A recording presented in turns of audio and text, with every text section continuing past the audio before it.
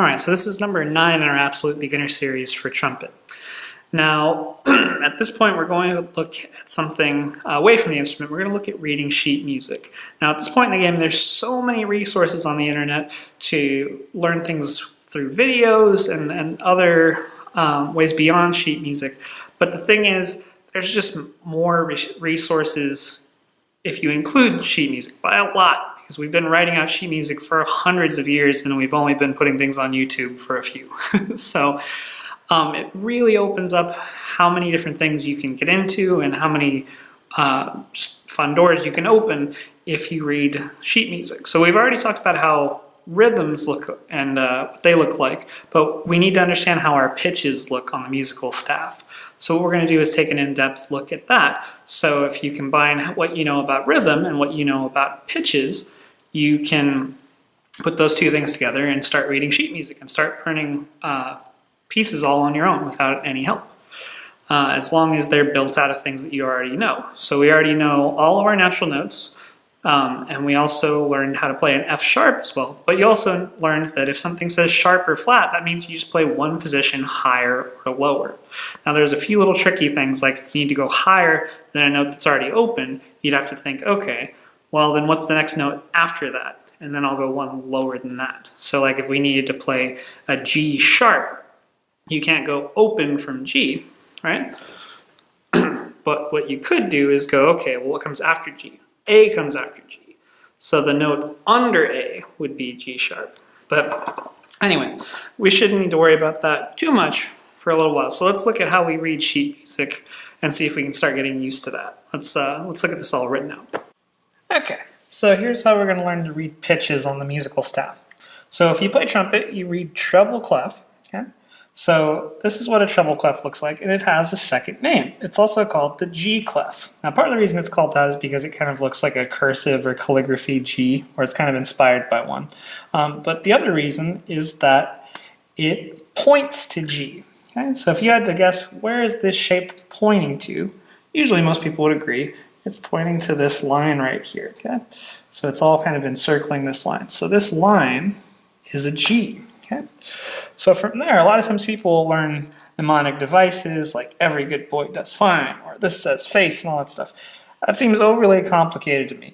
It's just your alphabet. Remember, your musical alphabet just goes A, B, C, D, F, G, A, B, C, D, F, G over and over and over and over again. Okay? So if this is G, the next note up would have to be A because we're out of notes. And from there, it would just go A, then B, then C, then D, then E, then F, then G, and if you run out of notes, or run out of space in the staff, you draw a ledger line for the next one, and then you put the note above that, and then if you need to, you draw 2 ledger lines, and you just keep going and going. You can do the same thing going down as well, okay? So before G, we'd have an F, before F, we'd have an E, before E, we'd have a D, and then we're out of space, so now we would do a line. And then under that line, we'd have a B, and then 2 lines down, we'd have an A, and then below that A, we'd have a G. Okay? Now, if we think about the notes we've learned so far, we started out on C, okay? And that's this C right here, okay? And then we went up to our second partial, which is a G, which is the G that was our G clef G, okay? And we went up to our third partial. That was this C right here. And then as far as the lowest note we've learned, we've gone all the way down to a G down here. So that's the range of the instrument we have so far. So we haven't even learned how to play these notes yet. So if you look up a piece of sheet music and it has anything higher than a C, we don't know how to play those just yet. And probably your lips might not be developed enough to play those yet. But if you keep on practicing, you'll work your way up there. And our next partial after C, if you can pop up to the next one, is E. And if you use the tools we've developed so far, you can figure out how to find your notes there. And if you keep on practicing after that, the next partial after that's a G. So that gets you all the way up to here. And then finally, eventually you'd get up here, but that takes some time. It takes a lot of practice. You really got to work to build those muscles. You can't just go from nothing to really strong overnight, okay? But if we thought about our original C scale we learned, right, and wrote that out on a staff, right, oops, that would look like this. So C, D, E, F, G, A, B, C, okay?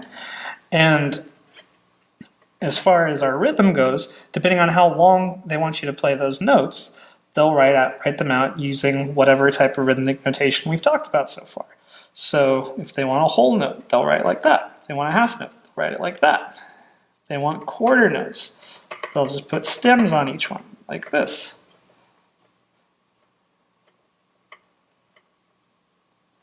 Oops, other way. Once they get past the middle point, they point the opposite direction, okay? And if they wanted eighth notes, if they're by themselves, they just give a little tail like that, or like this. Or if they're together, they bridge them together like that. Okay? Or if it was 16th notes, we bridge the whole thing together and do a second line like that. I'd probably have to rewrite these guys though.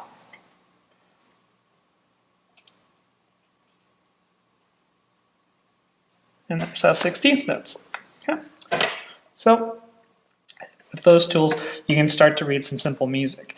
And what we'll do is try to bring this all together to learn how to read and practice new things in our last video in our Absolute Beginner series for trumpet. So if everything's all comfortable, stay tuned for that. If not, I'd really recommend going back and reviewing everything. If anything out of this list of 10 doesn't work, you're going to really struggle moving forward. So make sure each part makes a lot of sense before you move forward. It might take a few tries, it might take a lot of time to let it settle in, but that's okay. It may even take months. You may have to take a week or two just to get used to each step along the way.